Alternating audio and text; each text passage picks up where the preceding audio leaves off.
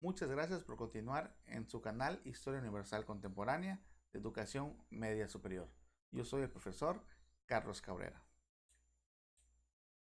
Recordaremos que estamos viendo el bloque 3 que trata sobre la Guerra Fría y sus efectos en los países con un proyecto político y económico distinto.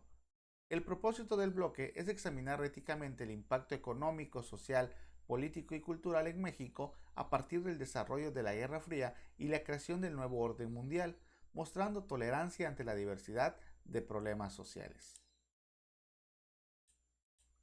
Recordaremos que estamos viendo los conflictos bélicos productos de la Guerra Fría. En un primer momento vimos el conflicto árabe-israelí, posteriormente vimos el conflicto de Corea y el conflicto de Vietnam. Hoy cerraremos con la Revolución Cubana. La Revolución Cubana significó un momento de gran tensión en el entorno de la Guerra Fría, pues América Latina mostró apertura ante la ideología comunista, pese a que los norteamericanos promovían con ahínco el capitalismo y el panamericanismo. Además, impuso y mantuvo vigentes algunas dictaduras en toda Latinoamérica, con la finalidad de afianzar el control y el poder sobre el continente. Sin embargo, esta injerencia política y militar se perdió cuando Fidel Castro derrocó a Fulgencio Batista y fundó el primer Estado socialista de Latinoamérica. La revolución inició con el asalto a la segunda fortaleza militar de la isla en el cuartel Moncada en Santiago de Cuba el 26 de julio de 1953.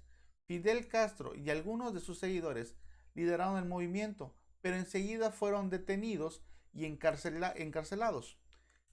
Castro fue condenado a 15 años de prisión y fue exiliado a México en julio de 1955. En el exilio, Castro se organiza y prepara la invasión a la isla, asistido por Ernesto Che Guevara, Camilo Cienfuegos, Raúl Castro, Juan Almeida, Ramiro Valdés y otros compañeros.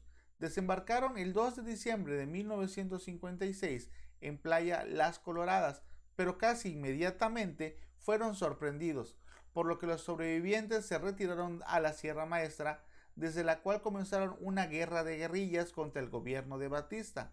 Esta táctica implicó, en lugar del avance, atacar en el terreno que ya se conoce muy bien, desgastando los recursos y atacando de manera furtiva.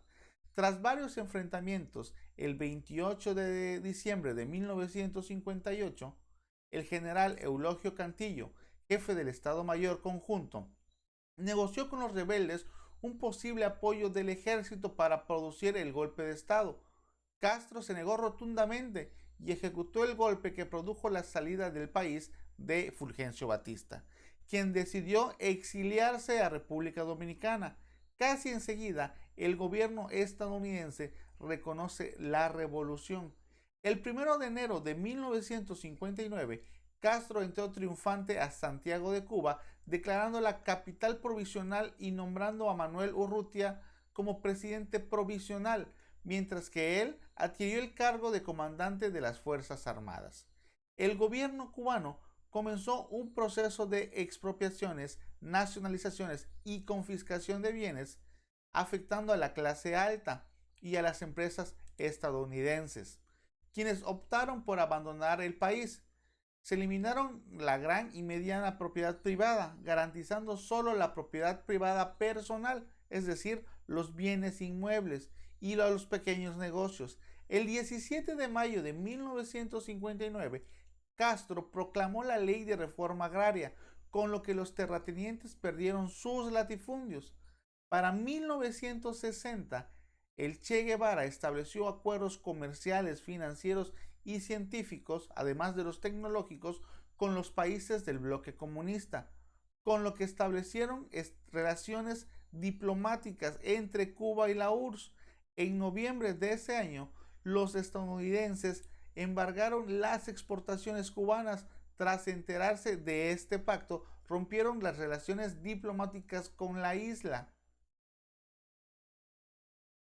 Además de pasar todo esto, en abril varios aviones estadounidenses bombardearon y atacaron los aeropuertos en toda la isla, causando grandes bajas.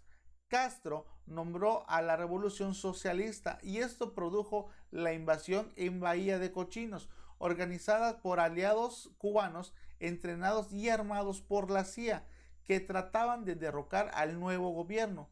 Sin embargo, las Fuerzas Armadas cubanas lograron derrotar a los invasores y con ello las relaciones con la URSS comenzaron a fortalecerse.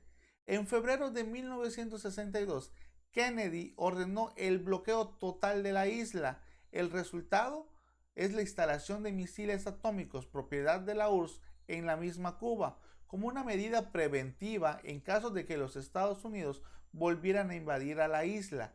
A este acontecimiento se le conoció como la crisis de los misiles, ya que los estadounidenses, al enterarse, exigieron el retiro de las armas de manera inmediata. El conflicto terminó en octubre de 1962, cuando el presidente ruso Khrushchev firmó un trato con el presidente estadounidense Kennedy, quien aceptó no volver a invadir Cuba con la condición de que se retiraran los misiles. A manera de retroalimentación, vamos a mostrar los puntos más importantes de esta confrontación. Significó una gran tensión en torno a la Guerra Fría. Fidel Castro derrocó a Fulgencio Batista y fundó el primer estado socialista en todo Latinoamérica. Inició propiamente dicha el 26 de julio de 1953. Castro fue exiliado a México en 1955. El 28 de diciembre de 1958, Castro produjo el golpe de estado que derrocó a Batista. El 1 de enero de 1959, Fidel Castro entra a Santiago de Cuba. El 17 de mayo del mismo año se proclama la Ley de Reforma Agraria. En 1960, Ernesto El Che Guevara estableció acuerdos con el bloque comunista.